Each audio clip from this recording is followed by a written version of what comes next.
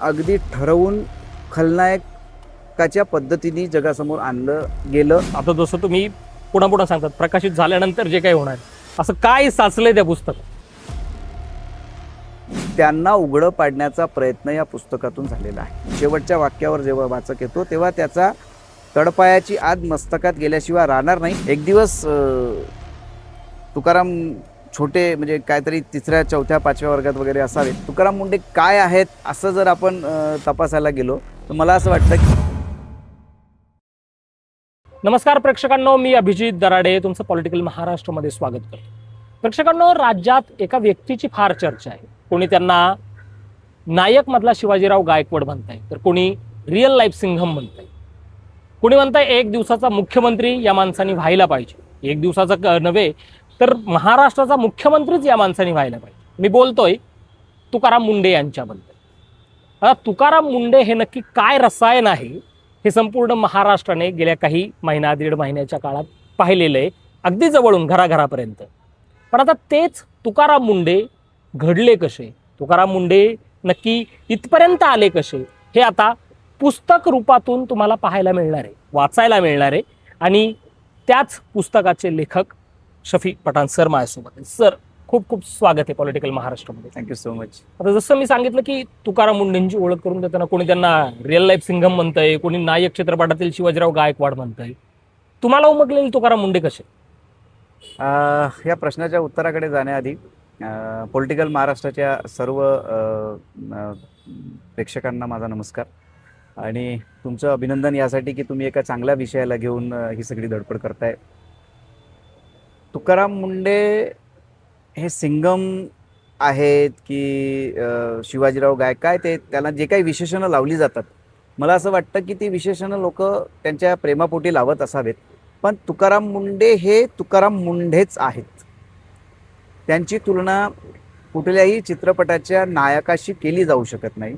कारण कसं आहे की शेवटी चित्रपट हे कल्पनेवर आधारित असतात आणि कल्पनेतनं उदात्तीकरण करून एखाद्या माणसाला नायक केलं जातं. मुंडेंचं तसं नाही आहे. मुंडेंकडे हे जे नायकत्व आलेलं आहे ना, ते त्यांनी जनहिताच्या केलेल्या कामातून आलेलं आहे. त्याच्यामुळे मुंडे, तुकाराम मुंडे जे आहेत तेच तुकाराम मुंडे आहेत. ते नायक किंवा शिवाजीराव गायकवाड किंवा आणखी जे काही त्याला विशेषणं उपमा दिल्या जात आहेत, मला असं वाटतं की त्या उपमा प्रेमापोटी दिल्या जात असल्या तरी त्याची तुलना मुंडेंशी होऊ शकत. बरं, आता मला तुमच्याकडे यायचं, म्हणजे तुम्ही पत्रकार राहिलेले आहेत, अनेक वृत्तपत्रात तुम्ही काम केलेलं आहे, 25-30 वर्षाचा तुम्हाला अनुभव. तर तुकाराम मुंडेंवर पुस्तक लिहावं असं तुम्हाला का वाटलं आणि ही कल्पना नक्की सुचली कधी? कसं आहे की मी माध्यमात असताना, मला आता नेमकं दैनिकाचं नाव आठवत नाही कुठल्या दैनिकात मी होतो, पण CEO मुख्य कार्यकारी अधिकारी म्हणून नागपूर जिल्हा परिषदेचा कारभार तुकाराम मुंडेंनी सर्वात आधी सांभाळला होता.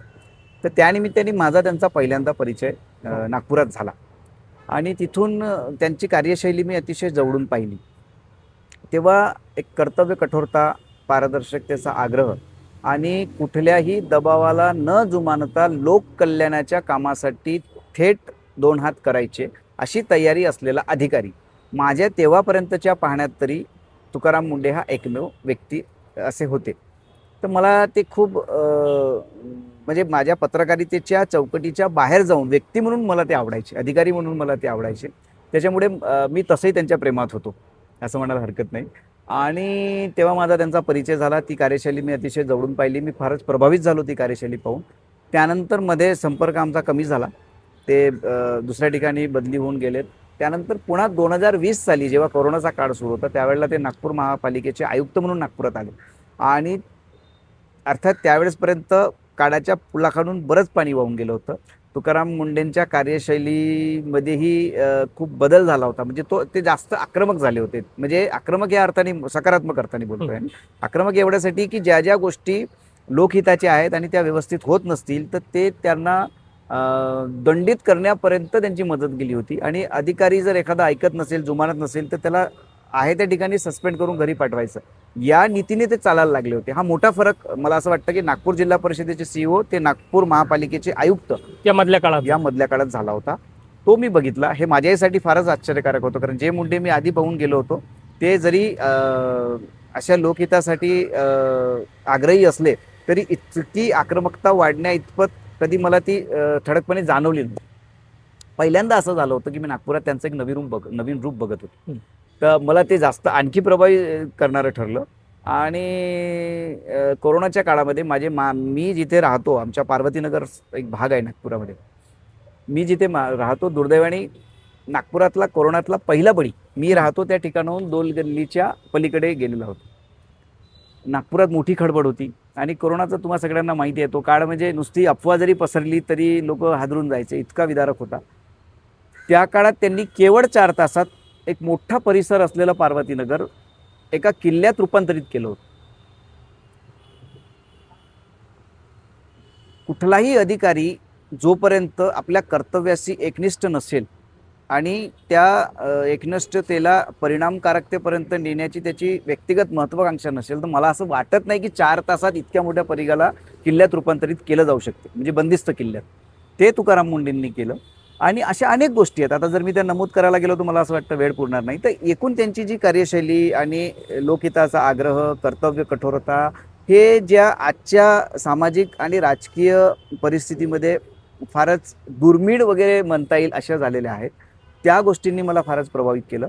आणि त्यानंतर जेव्हा मी माध्यमातून बाहेर पडलो आता 1-1.5 वर्ष आधी, मग मी विचार केला की काहीतरी रचनात्मक कार्य आपल्या हातून झालं पाहिजे. 25 वर्षाचा माध्यमाचा जर अनुभव आपल्या गाठीशी आहे तर त्यातनं काहीतरी चांगलं प्रसवलं पाहिजे आणि ते प्रसवलेलं समाजहिताचं असलं पाहिजे, समाजाला प्रेरणादायक असलं पाहिजे.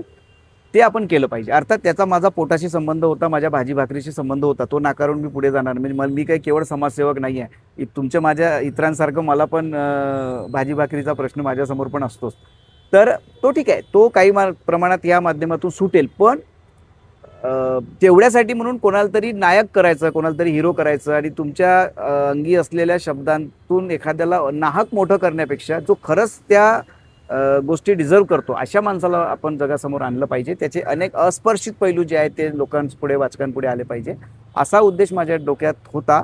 म्हणून मग मी तुकाराम मुंडेंच्या व्यक्तिचरित्राकडे वळलो आणि आज हे पुस्तक तुमच्या समोर आहे. नक्कीच. आता हे व्यक्तिचरित्र तुम्ही ज्यावेळेस विचार केला आणि लिहायला सुरुवात केली, तर तुकाराम मुंडेंचा स्वभाव जर आपण पाहिला तर ते लाईमलाईटमध्ये नसणार आहे किंवा त्यांना प्रसिद्धीपासून लांब असणारं ते सगळं व्यक्तिमत्व आहे. बरोबर. अशा वेळेस त्यांच्याशी अप्रोच होणं किंवा आता थेट त्यांनी परवानगी दिली नाही दिली हा विषय वेगळा येतो, पण त्यांचा सगळा जी माहिती आहे ती गोळा करण्यापासून, त्यांच्या घरच्यांपर्यंत संपर्क करण्यापासून तर गावात जाणं, मित्रांना भेटणं, हा सगळा चॅलेंजिंग पार्ट तुमच्यासाठी किती होता?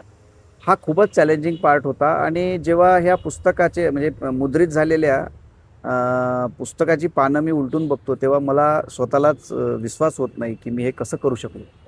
कारण हे मी केलं म्हणून मी सांगत नाही आहे, पण हे खरंच खूप कठीण होतं. जसं तुम्ही म्हणालात, एक तर तुकाराम मुंडेंसारख्या व्यक्तीवर असं काहीतरी लिहायचं आहे आणि त्याच्यासाठी जो ऐवज गोळा करायचा होता तो फारच आव्हानात्मक होता. कारण स्वतः तुकाराम मुंडे या संदर्भात काही बोलतील अशी शक्यता शून्य होती. आणि दुसरी महत्त्वाची गोष्ट अशी की संशोधनात्मक पद्धतीने आपण त्या पुस्तकाची रचना करावी असं माझा व्यक्तिगत विचार होता. कारण एक गोष्ट स्पष्ट होती की पुस्तक समजा पूर्ण झालं म्हणजे त्यावेळेसपर्यंत ते होईल की नाही होणार हे माझ्या मनात शंका होती. मी पुस्तकाला सुरुवात केली त्यावेळेसपर्यंत. पण समजा ते झालं तर गाठ तुकाराम मुंडेंशी आहे. पुन्हा अधोरेखित करतो की पुस्तक समजा झालं तर गाठ तुकाराम मुंडेंशी आहे हे मला चांगलं माहिती होतं. त्याच्यामुळे एक एक पाऊल खूप विचारपूर्वक टाकावा लागणार होता पुस्तकाच्या दिशेने. पण मी माझ्या निर्णयावर ठाम होतो आणि माझ्या लेखणीवर माझा विश्वास होता. माझा 25 वर्षाची कारकीर्द जर तपासली तर मी कधीही मोहात पडलो नाही किंवा कुठल्या भ्रष्ट मार्गाला लागलो नाही. त्यामुळेच असेल कदाचित मी एका ध्येयवादी माणसाच्या आणि प्रामाणिकतेचं पर्याय ठरलेल्या माणसाचं व्यक्तिचरित्र जगासमोर आणू शकलो असं मला वाटतं. ऐवज गोळा करायचा होता त्याच्यासाठीचा प्रयत्न मग मी सुरू केला. मी ताडसोना नावाचं त्यांचं मूळ गाव आहे जे बीड जिल्ह्यात एक बीडपासनं काहीतरी 15-20 किलोमीटर अंतरावर आहे. मी तिकडे गेलो, त्यांच्या सगळ्या बालमित्रांशी भेटलो, त्यांची शाळा पाहिली, त्यांचं शेत पाहिलं, त्यांच्या चुलत भावांना विनंती केली की तुम्ही जरा मला तुकाराम मुंडेंच्या बालपणापासूनचं सगळं जर सांगू शकत असाल तर. आणि सगळ्यांनी एक चांगलं काम माझ्या हातून घडतंय असं लक्षात घेऊन मला मदत केली. मी या तुमच्या चॅनलच्या निमित्ताने पण त्यां सगळ्यांना जाहीरपणे त्यांचा आभार मानेल की ते नसते त्यावेळेस आणि त्यांनी माझ्या प्रयत्नाला सकारात्मकपणे घेऊन मला मदत केली नसती तर कदाचित हे पुस्तक शेवटापर्यंत पोहोचलं नसतं. त्या लोकांनी मला फार मदत केली आणि काही धागे काही संदर्भ त्यातनं मला मिळत गेले. त्यातून पुढे पुढे मी लिहित गेलो आणि त्यासाठी आणखी ज्या ऐवजाची गरज होती त्याच्यासाठी म्हणून मी अशोक मुंडे जे माजी अप्पर जिल्हाधिकारी आहेत, जे तुकाराम मुंडेंचे मोठे भाऊ आहेत, त्यांना मी भेटलो आणि त्यांना भेटण्याआधी त्यांना रिक्वेस्ट केली, मेल केलं, मेसेजेस केले, त्यांना विनंती केली की सर मला असं असं रचनात्मक कार्य करायचं आहे आणि इन्स्पिरेशन म्हणजे प्रेरणा हा या पुस्तकाचा मध्यवर्ती बिंदू आहे. सकारात्मक अंगाने जाणारं पुस्तक आहे. आपण मला या कामासाठी मदत करावी.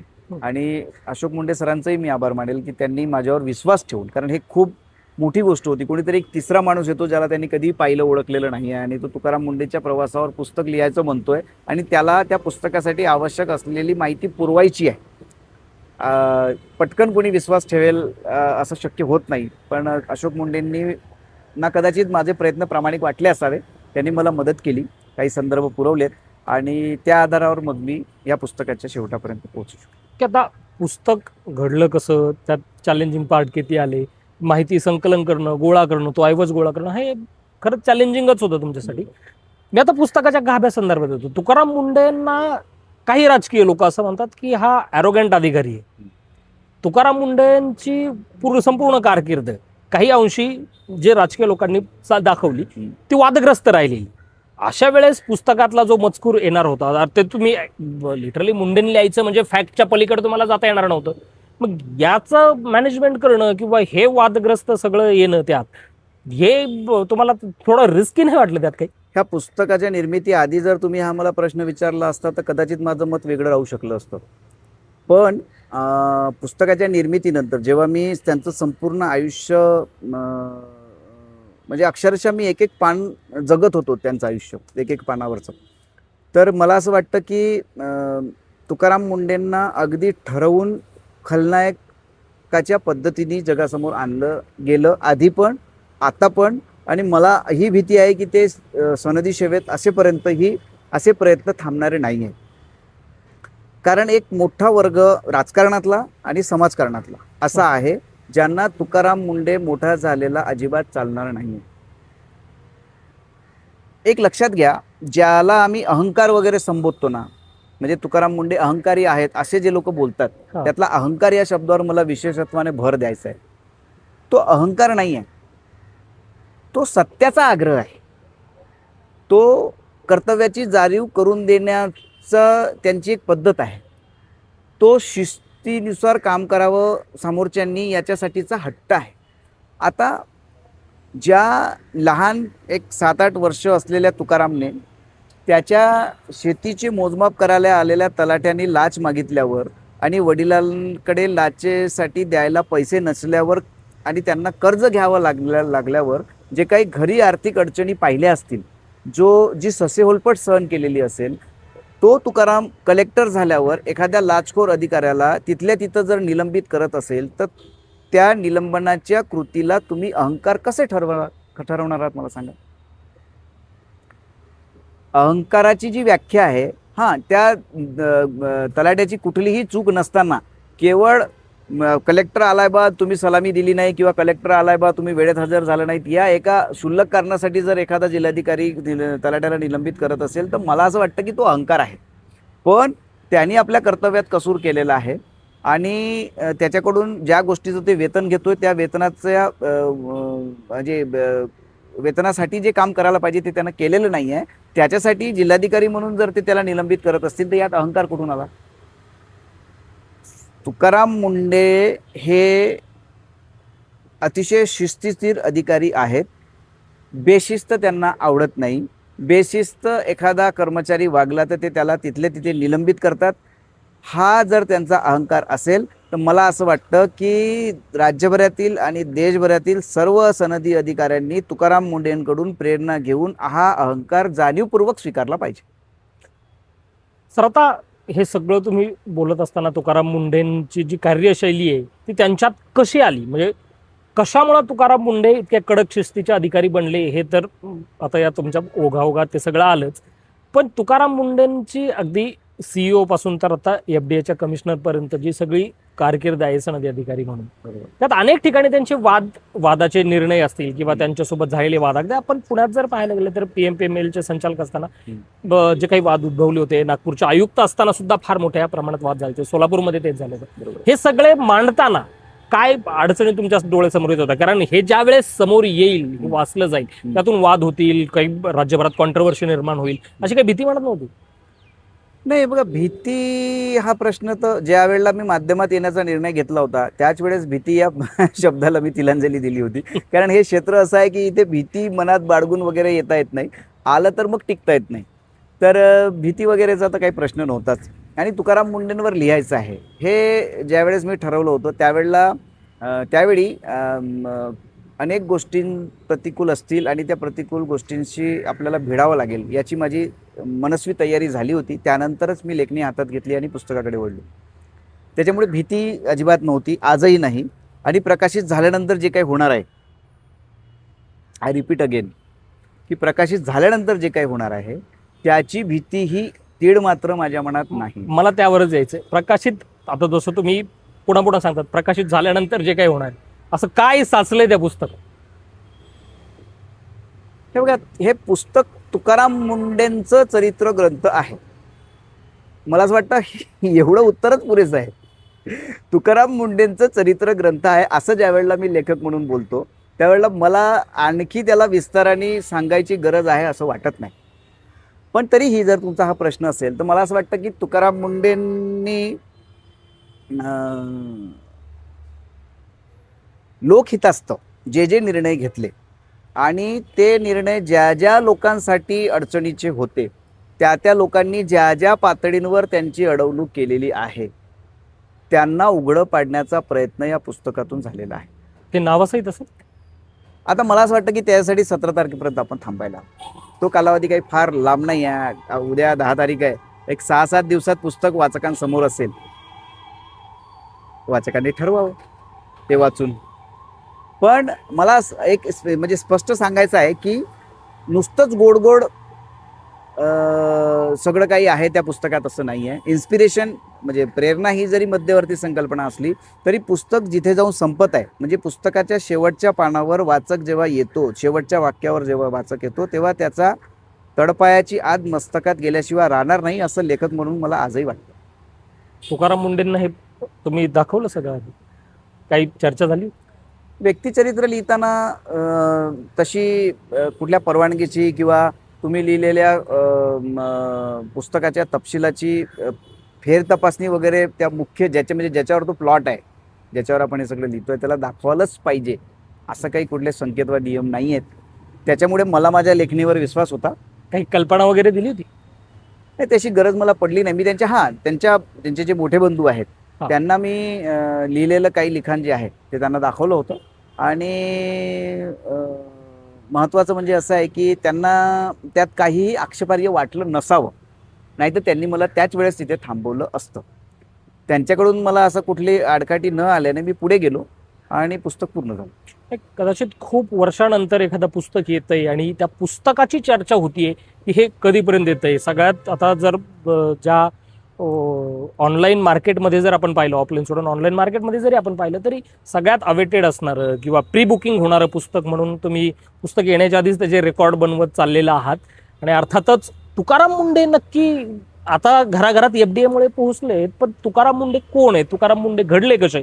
तुकाराम मुंढेंनी काय सहन केलंय? तुकाराम मुंढेंना जे अहंकारी म्हणतात तर तो पॉझिटिव्ह अर्थानं अहंकार त्यांच्या अंगात आला कसा, हे सगळं या पुस्तकातून आपल्याला 17 तारखेला वाचायला मिळणार आहे. शफी सरांना अजूनही काही माझे थोडे काही मोजके प्रश्न बाकी आहेत सर, त्यासाठी मी पुन्हा एकदा तुमच्याकडे येतो.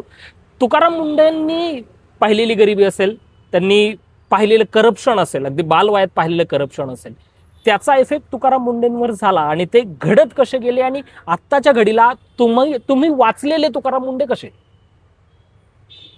नाही, जसं मी आधी बोललो तसं त्याचा संपूर्ण प्रवास हा गरिबीत झालेला आहे मुंडे सरांचा. त्यांनी अतिशय टोकाची, म्हणजे मी हे पुस्तक लिहिताना आवर्जून हे नमूद करतो की हे पुस्तक लिहिताना अनेकदा असा प्रश्न मला पडायचा की मानवी आयुष्यात असंही घडू शकतं, म्हणजे इतकं टोकाचं घडू शकतं का? एक छोटंसं उदाहरण तुम्हाला मी देईल आणि फार पुस्तकाच्या तपशिलावर बोलणार नाही, पण एक दिवस तुकाराम छोटे, म्हणजे काहीतरी 3ऱ्या 4थ्या 5व्या वर्गात वगैरे असावेत, ते अभ्यास करत बसले होते आणि अचानक रात्री आईला जाग आली, कारण दिवे नव्हते. रॉकेलचा मिनमिनता दिवा होता, तो समोर ठेवला होता. विजेचे जे लाईट्स असतात ते नव्हते घरी, कारण त्याची बिल भरण्याची ऐपत, गावात वीज होती पण बिल भरण्याची ऐपत नसल्याने रॉकेलवरचे दिवे छोटे, त्याच्यात ते अभ्यास करायचे. आई अचानक तिची झोपमोड झाली आणि ती उठली आणि तिने बघितलं की तुकाराम अजून अभ्यास करतोय. तर आई म्हणाली, अरे तू अजून जागा आहेस? तर ते म्हणाले, हो आई, अभ्यास करतोय. तर आई म्हणाली, एक काम कर, पहाटे जरा लवकर उठ आणि अभ्यास कर, पण रात्री उशिरापर्यंत अभ्यास करत जाऊ नकोस. तुकारामचा प्रतिप्रश्न होता की असं का? सगळे आईवडील आपल्या मुलांना अभ्यासासाठी आग्रह करतात, मी ते स्वतःहून करतो आहे, तर तू मला असं का म्हणतेस? आई त्यावेळेस काहीच बोलली नाही. पण तुकाराम मुंडे सरांचा स्वभाव असा होता की ते एखाद्या प्रश्नाच्या मागे लागले की त्याचं उत्तर मिळेपर्यंत त्या प्रश्नाचा पाठलाग सोडत नव्हते. त्यांनी 2 दिवस 4 दिवस आईचा सतत हट्ट धरून विचारलं की आई तू असं का म्हणालीस? त्यावेळेस आईने सांगितलं की बघ, आपल्याकडे रॉकेल फार मर्यादित असते आणि 2च दिवे आहेत. रात्री संध्याकाळपासून दिवे लावणीपासून झोपेपर्यंत आपल्याला 1 दिव्याचं रॉकेल पुरवायचं असते आणि ते लवकर विझलं तर तेवढा रॉकेल आपल्याला दुसऱ्या दिवशी कामी येईल, आणि तू जर रात्रीपर्यंत जागत राहिलास तर ते रॉकेल संपेल. ते संपू नये म्हणून मी तुला मध्यरात्रीपर्यंत अभ्यास करू नकोस असं म्हटलं. मला असं वाटतं, ज्या व्यक्तीने इतकी टोकाची गरिबी बघितलेली असेल त्याच्या बालमनावर गरिबीतून जाणाऱ्या माणसाला किती हाल अपेष्टा सहन कराव्या लागतात हे खूप तीक्ष्णपणे कोरलं गेलेलं असावं. आणि म्हणून आज तुकाराम मुंडे जेव्हा एखाद्या गरीब व्यक्तीचं काम होत नाही असं लक्षात येते, त्यावेळेला ते खवळून उठतात आणि कधीकधी, म्हणजे एका सनदी अधिकाऱ्याची जी वैचारिक शिस्त असते त्याच्या पलीकडे जाऊन त्या व्यक्तीला न्याय मिळवून देतात. हे सगळं जे स्वभावातला बदल आहे किंवा हे सगळं स्वभावातला जो काय म्हणतात त्याला, लोककल्याण हिताचा विचार आहे, तो हा असा बालपणातून त्यांच्या मनात कोरला गेलेला आहे. त्याची मुळं जी आहेत ती अशी बालपणात खोलवर रुजलेली आहे असं मला वाटतं. अगदी शेवटचा प्रश्न आणि थोडक्यात सांगा, तुकाराम मुंडे तुमच्या अर्थी काय? नाही, मला थोडं प्रश्न पुन्हा. तुम्ही तुकाराम मुंडे पाहता, आता हो. लोक सनदी अधिकारी, कडक शिस्तीचा अधिकारी म्हणतात. हो. शफी पठाण यांच्या समोर तुकाराम मुंडे यांची इमेज उभे राहिल्यावर मनात पहिला विचार काय, तो शब्द काय त्यांच्यासाठी? बघा, तुकाराम मुंडे हे व्यक्ती म्हणून अतिशय कठोर अधिकारी अशी भासत असली पडद्यावरची, तरीही ते अतिशय काय म्हणतात संवेदनशील मनाची व्यक्ती आहेत आणि कुटुंबवत्सल आहेत. आणि एखादी गोष्ट म्हणजे इतक्या हळव्या मनाची आहेत की एखादी गोष्ट त्यांना फार वेदना देऊन गेली तर ते जाहीररित्या रडून देतात, इतक्या हळव्या मनाचे ते आहेत. त्याच्यामुळे तुकाराम मुंडे काय आहेत असं जर आपण तपासायला गेलो तर मला असं वाटतं की एका कठोर शिस्तप्रिय अधिकाऱ्याच्या चेहऱ्यामागे एक दुसरा चेहरा आहे, जो अतिशय काय म्हणतात त्याला, विनम्र आहे, संवेदनशील मनाचा आहे आणि फारच हळवा आहे. नक्कीच.